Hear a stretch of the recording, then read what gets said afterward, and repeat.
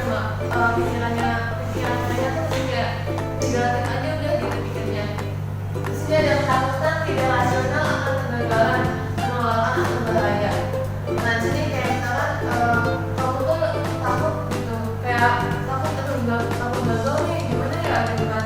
Kayak kalian merasa takut gagal itu tuh kayak takut gak berhasil presentasinya nanti atau segalanya tuh merasa jadi terbawa suasana gitu.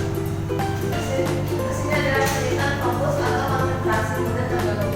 Jadi kalian kalau misalkan lagi cemas tuh kayak mikirnya malah fokusnya kemana-mana, kayak misalkan hidupnya juga gak nyenyak, terus kayak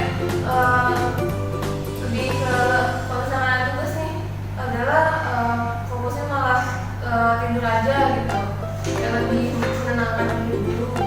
Nantinya ada tubuh tuh kayak jadinya kayak detak jantung meningkat. Jadi detak kalian tuh detak jantung kalian tuh kayak makin kencang, makin berdebar-debar gitu, kayak tubuhnya ada mana ya gitu. Nantinya ada nafas terasa pendek atau cepat. Nah nafas kalian tuh kayak gitu, kayak kayak terlemah-lemah gitu kan. Ya kayak lari tapi udah lari gitu. Terus alasnya ada otot terasa tegang atau sakit kepala. Dan biasanya tuh kalau otot kita lagi panik nih, otot kita tuh kayak makin kencang, ini udah kencang gitu, kayak udah enak dan nyaman gitu. Terus ada keringat dingin atau mual atau pusing. Jadi kalau misalnya lagi panik kayak gitu tuh gimana ya, pusing banget nih gitu kan.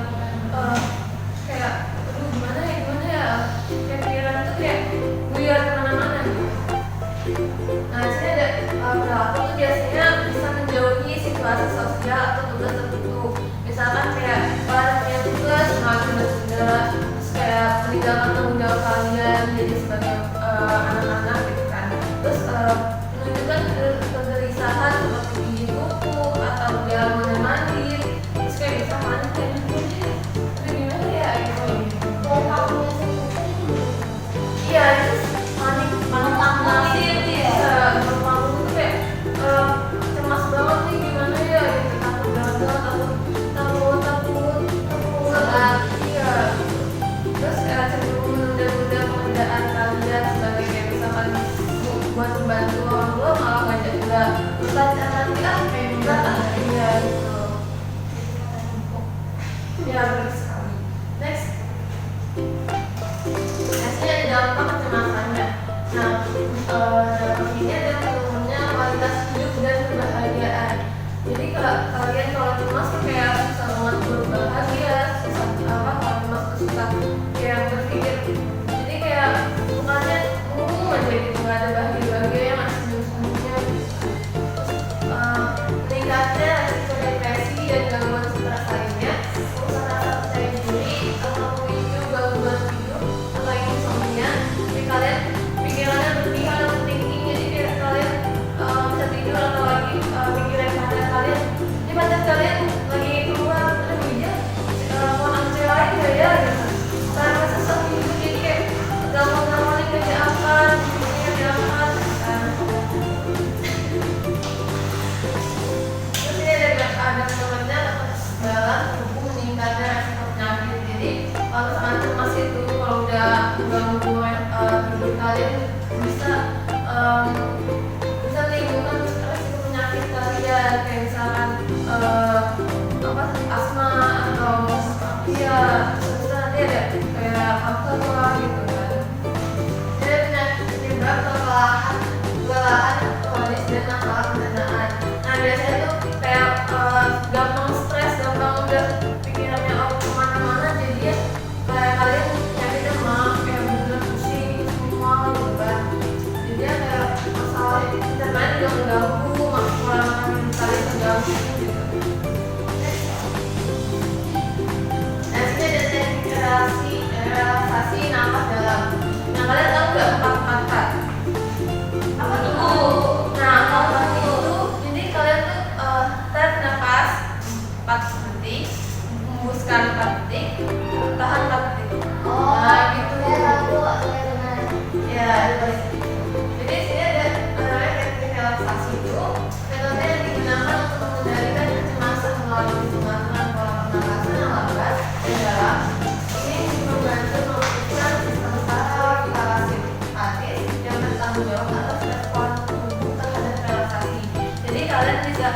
menggunakan teknik ini supaya tubuh kalian tuh relax gitu, jadi normal gitu kan, biar nggak ada emosi, nggak ada cemas, ada ketinggalan gitu. Nah ini tekniknya. Jadi saya ini, nah jadi kalian bisa jadi duduk nih dengan nyaman dan punggungnya tegak, jadi hasilnya letakkan tangan satu tangan dan dada dan satu tangan itu nah itu di dada apa aja, tangan apa aja jadi satu-satu. Jadi tarik nafas kalian melalui hidung 4 detik, tahan 4 detik, lalu hembuskan 4 detik, biar tubuh kalian tuh relax dan tenang ya. Oke, terima kasih sudah mengikuti. Next. Nah ini bisa cara berpikir rasional. Berpikir rasional adalah kemampuan untuk mengolah dan mengevaluasi pikiran secara logis, objektif, dan berdasarkan fakta, bukan emosi atau asumsi yang tidak berdasarkan. Ini adalah bagian utama dari terapi kognitif perilaku. Nah sini cara berpikir rasional tuh kayak gini.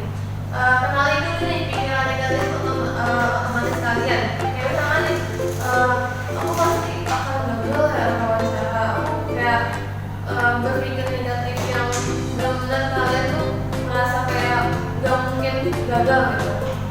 Terus jadi evaluasi nih pikiran tersebut nih, pikiran yang sudah kalian negatifkan. Jadi kayak evaluasi itu kayak emang ada yang begininya kalau aku bakal gagal nantinya gitu. Jadi kayak kalian bisa lakukan ini di rumah kalian atau di manapun. Nanti ada tentang diskus kognitif, seperti berpikir hitam putih, masa depan atau membaca pikiran orang.